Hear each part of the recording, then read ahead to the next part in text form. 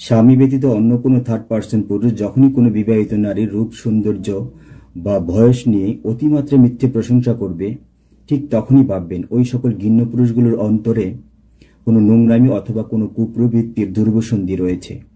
অর্থাৎ হয় সে আপনার শুভাকাঙ্ক্ষী অথবা বন্ধুত্বের নাটকীয়তার দোহাই নিয়ে বা দুর্বলতার সুযোগ নিয়ে আপনার দুটো জিনিসকেও ভোগ করতে চাইবে, হয় আপনার অর্থ, না হয় আপনার সতীত্ব বা দেহ।